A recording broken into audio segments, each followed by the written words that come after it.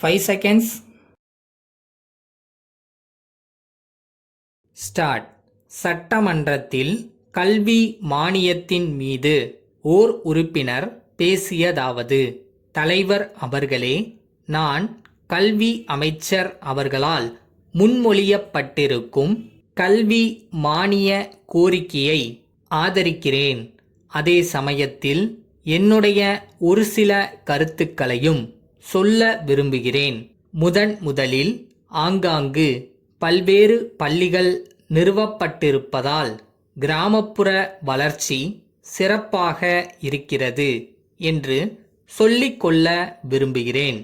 அதே நேரத்தில் கிராமப்புறங்களில் பள்ளியில் சேர்ந்த பிள்ளைகள் பலர் இடையில் நின்று போகின்ற நிலைமை இருக்கிறது. தொடக்கப் பள்ளி கல்வி இன்னும் சிறப்பாக நடைபெற வேண்டுமானால் இந்த நிலைமையை தடுக்க தக்க நடவடிக்கைகள் எடுக்க வேண்டும். அந்த மாணவர்கள் தொடர்ந்து படிக்கச் செய்ய ஒரு முயற்சி செய்ய வேண்டும். அவர்கள் பள்ளியில் மகிழ்ச்சியோடு இருக்கிற நிலைமையை ஏற்படுத்த வேண்டும். அவர்களுக்கு ஏற்றம் ஏற்பட வேண்டுமென்று செயல்படும் போது அவர்கள் கீழே போகின்ற நிலை இருக்கிறது. அதை மாற்ற வேண்டும். பள்ளிகளில் மாணவர்களுக்கு மகிழ்ச்சி இல்லாமல் இருப்பதால் எப்போது அங்கேயிருந்து தப்பிப் போகலாம் என்று முயற்சி செய்கிறார்கள். நாளாவட்டத்தில் அவர்கள் பள்ளியிலிருந்தே நின்று விடுகிறார்கள். சிறு வயதில் அவர்களை நிறைய விளையாட விட வேண்டும். பம்பரம் செய்தல், கோலி விளையாடுதல் போன்ற வேலைகளை செய்யவிட வேண்டும். பம்பரம் செய்யும் பொழுது சிந்தித்து திட்டமிட்டு செய்வார்கள். அந்த முறையில் அறிவை வளர்க்கும்படியாகவும் திறமையை வளர்க்கும்படியாகவும் பள்ளிக்கூடங்கள் இருக்க வேண்டும். அடுத்து, கல்வித்துறையில் பரவல் முறை இருந்தால் நல்லதென்று ஓர் உறுப்பினர் குறிப்பிட்டார். நிர்வாகத்தில் மட்டும் அப்படி இருந்தால் போதாது, படிப்பு பொருளிலும் வேண்டும். மேல்நிலை கல்வியில் சுயாட்சி பற்றி பேசுகிறோம். தொடக்க நிலையிலும் அது வேண்டும். சிறு குழந்தைகள் படிக்க சிறப்பு பள்ளிகளை ஏற்படுத்தி அவர்களுக்கு பொறுப்பு கொடுத்து மாணவர்களை படிக்கச் செய்தால் பெரும்பாலானோர் தொடர்ந்து படிப்பார்கள். பல பேர் வேலையின் காரணமாக பள்ளிகளில் தொடர்ந்து படிக்க முடியவில்லை. எனவே அவர்களுக்கு சௌகரியப்பட்ட நேரத்தில் கல்வி அளிக்க வேண்டும். முறைசாரா கல்வி என்று சொல்லிக் கொண்டிருந்ததை இப்போது பள்ளிசாரா கல்வி என்று சொல்கிறார்கள்.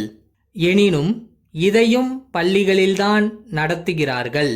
அவ்வாறு இல்லாமல் சிறுவர்கள் எங்கு வேலை செய்கிறார்களோ அந்த இடங்களிலே கற்றுக் கொடுத்தால் பள்ளிசாரா கல்வி திறமையாக நடைபெறும். அப்படிச் செய்தால் குறுகிய காலத்தில் அவர்களை படித்தவர்களின் நிலைக்கு கொண்டு வர முடியும். அடுத்து, கிராமங்களில் நடுநிலை பள்ளிகளை அதிகமாக ஏற்படுத்த வேண்டும். அப்போது அங்கு குடிமை உணர்ச்சியோடு வளரும் மாணவர்கள் அதிகமாவார்கள். வேலை செய்ய எல்லோரையும் தயார் செய்வது மட்டுமல்ல, குடிமை பண்புகளை வளர்ப்பதும் அவசியம். அதனால் நடுநிலை பள்ளிகளின் எண்ணிக்கையையும் அடிப்படை கல்விக்கான தொகையையும் அதிகரிக்க வேண்டும். வளருகிற நம் நாட்டு வளத்தின் பயன் பொதுமக்களுக்கு கிடைக்க அடித்தளத்தில் உள்ள கல்வியை பலப்படுத்த வேண்டும். ஐயா, அரசு அலுவலகங்கள் தவிர வேறு பல பல்லாயிரக்கணக்கான அலுவலகங்கள் தற்போது பல்வேறு நகரங்களில் இயங்கி வருகின்றன. அவற்றில் ஒரு சில அரசு நிறுவனங்கள் தவிர மற்ற அலுவலகங்களில் அவர்களது அலுவலகங்களில் மற்ற அலுவலகங்களில் அவர்களது அலுவலகங்களில் பணியாற்றி ஓய்வு பெற்றவர்களுக்கு ஓய்வூதியம் வழங்குவதில்லை. ஓய்வூதியம் பெறுவோரே பல சங்கடங்களை அனுபவிக்கும் போது ஓய்வூதியம் இன்றி இருக்கும் ஓய்வு பெற்றோரின் நிலையை எண்ணிப் பார்க்க வேண்டும். பணியில் இருக்கும்போது தங்களது சொந்த தேவைகளை தாங்களே கவனித்து வந்தவர்கள் ஓய்வு பெற்றவுடன் தங்களது சிறு சிறு தேவைகளுக்கு கூட மற்றவர்களை எதிர்பார்க்கும் அவல நிலை ஏற்படுகிறது. இது அவர்களுக்கு மிகவும் வேதனை அளிப்பதுடன் ஓய்வு பெற்ற பின் அவர்களது மனநிலையையும் மிகவும் பாதிக்கிறது.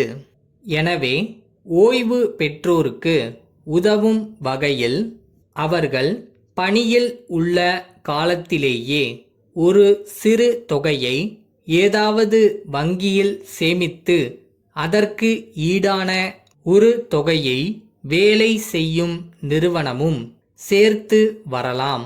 ஓய்வு பெறும்போது உள்ள மொத்த தொகையை ஓய்வு பெற்றோரின் பெயரில் வங்கியில் வைப்பு நிதியாக செலுத்தி கிடைக்கும் வட்டியை ஓய்வூதியமாக வழங்கும் புதிய திட்டம் ஒன்றை அமல்படுத்தலாம். தங்கள் உண்மையுள்ள